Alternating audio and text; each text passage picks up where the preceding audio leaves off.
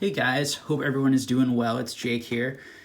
So for this video, I actually get to show you guys a purchase that I made. I actually bought something in this video, and hopefully in the future, I'm going to be buying a lot more Pokemon cards again and continuing to sort of fill out, and complete my collection goals. So I was able to find a lot that was very, very well priced. The current going rate for these cards is well over what I paid for it. And I was very pleased and actually surprised that I was able to get this lot for this price. So hopefully it is all here. I actually bought one of the Heritage auction lots. And for those who were watching, those, I think this was a lot that really went a bit unnoticed and a bit under the radar under all of those amazing trophy cards that went during the last thing. And so I bought this lot for $1,769.35 was the final total. And that was after the buyer's premium and the taxes and the shipping fees and everything. The sort of sale subtotal on the lot was $1,450, which is what I bid on the lot. And when you bid on Heritage auction lots, you have to pay a buyer's premium. So that's something that is very important for anyone who hasn't used Heritage before, unlike on eBay, where you don't have to pay that. So I'm gonna put this down, put the camera down, and I'm gonna start pulling some cards out for us to look at. We can talk about it. All right. So let's see what we got in here. So we have this first package. I guess I should open it on camera, right? That's what real YouTubers do, who are experienced and do these openings. Let me see here. Create a little space for myself. So as you will see when I open these, it is an entire PSA graded. This looks like it's some sort of just manual or something that they probably get, that they give with each one. Some sort of Heritage auction manual. Let's get to the good stuff. Ooh, it looks like it's a huge box they put it in.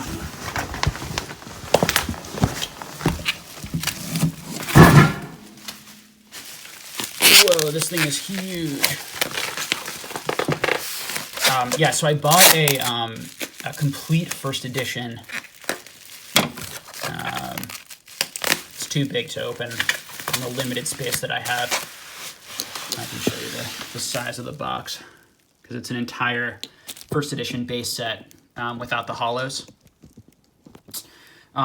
There are 4 cards in this that actually pay for the whole lot in terms of their value. And in fact, there are a couple cards in here that recent prices have actually, one card, the PSA, there's a PSA 10 first edition Charmander in here.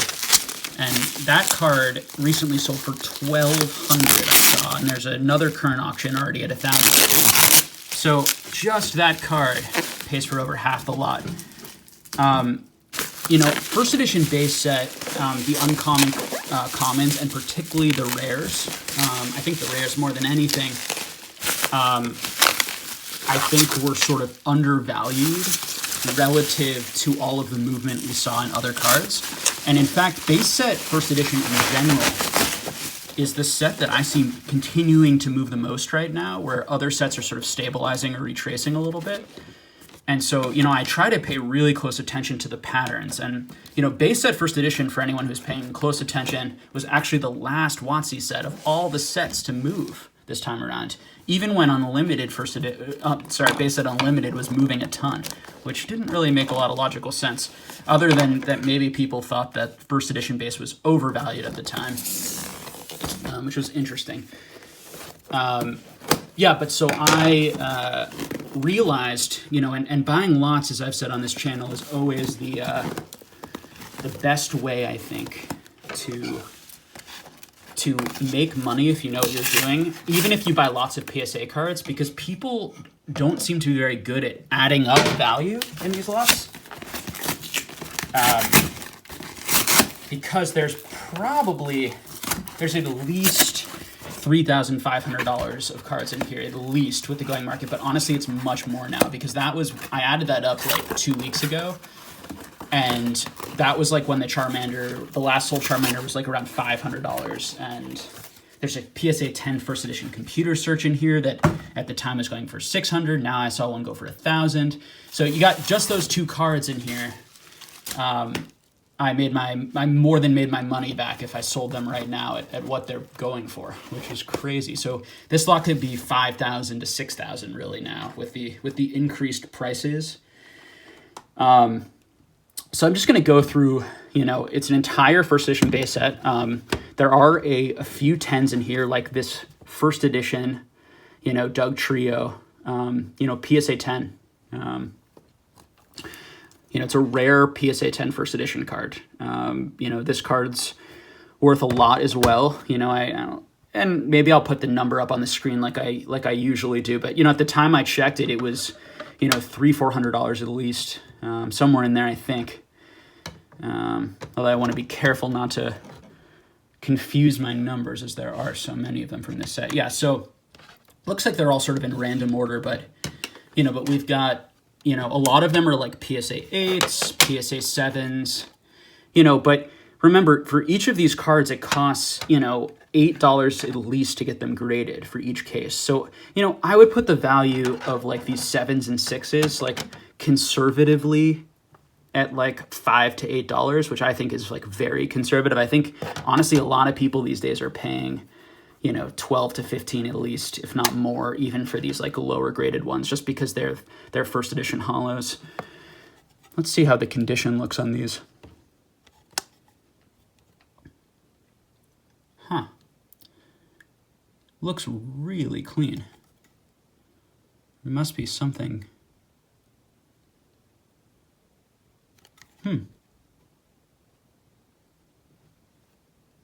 guys see that in the camera? I do not see through the case where there must be like a bend or some sort of serious scratch that I can't really see. Well, I'll have to look more later. But you've got, PSA 8 first edition Dragonair. I think the lesson to learn, here's some more. Here's another PSA 10 first edition Magmar. The lesson to learn from these sorts of lots and why I feel like I'm always able to get these really good purchases and pay a lot less than other people are paying on market is patience. And as I said before, knowing your numbers.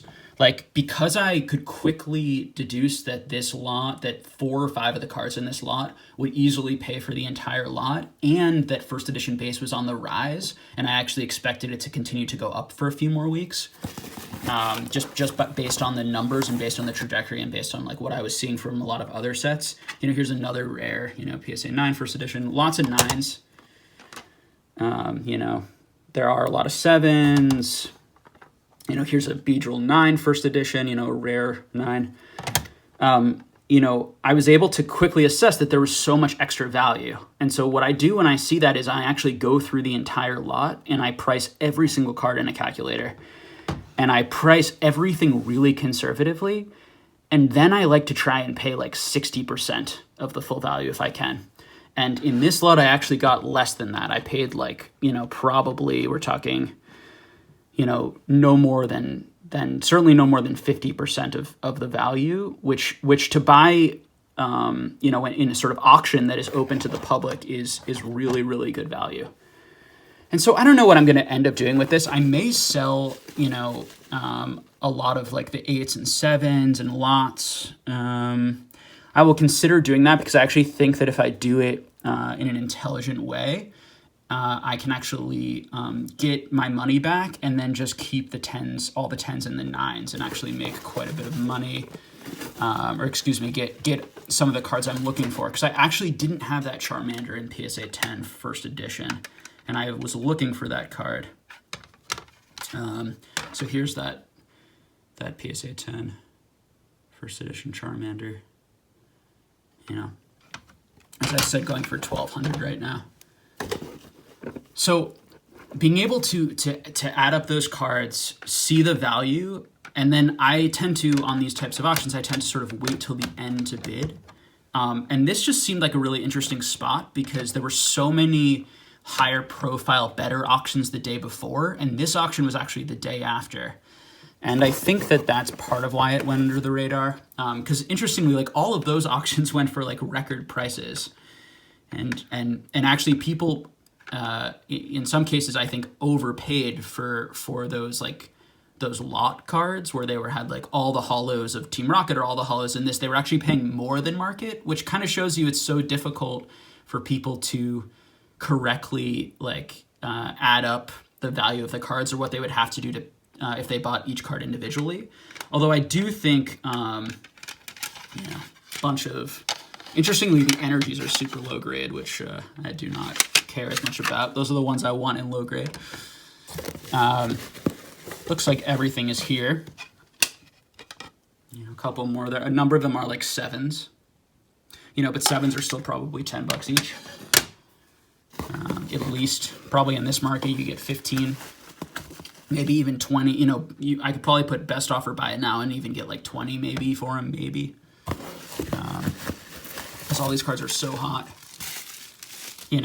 Probably not for those. Those are commons, probably, and seals and uncommon. So probably more in the $10 range would be reasonable to get, particularly if I lotted them up.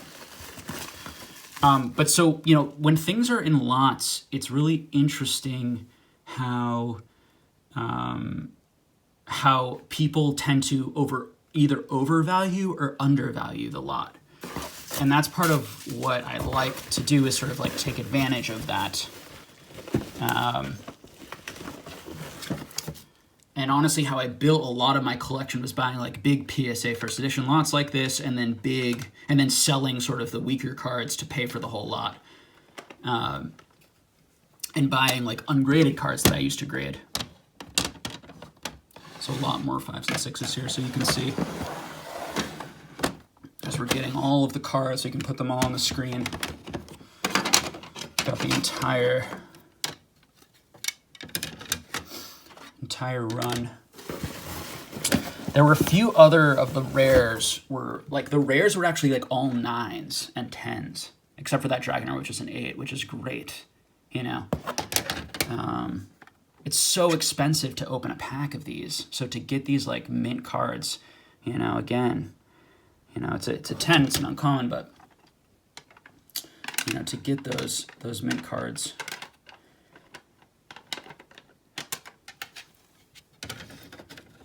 So the lessons I hope people take from this is, is be patient.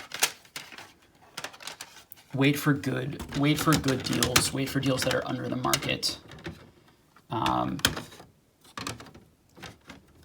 And watch trends. As I said, these base first edition cards were sort of the most undervalued. In terms of like their relative movement during this time period, and so I was sort of watching them the last month to see if they would continue to grow, and they were sort of growing at a pace that made me feel like they were going to keep growing because each kind of new one felt like it was getting higher and higher, and so buying these at that really low margin where I am making at least, if I sold them all, at least double, on my money back. And that was a few weeks ago. Now it could be triple my money, honestly.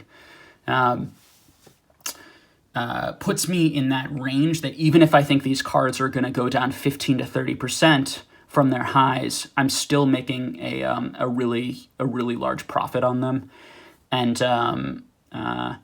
And I think that I can, sort of, if I decide to move them or sell them, I can still sell them within sort of that upward trajectory probably right now, and some of the lower ones, and make my money back, as I said before, so that I literally have no risk and I get to keep those great 10s for my collection.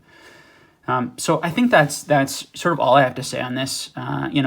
Thanks so much for watching this video. I hope it teaches you guys, some lessons and gives sort of my thought process, and that it's cool to kind of open a box together and see some cards.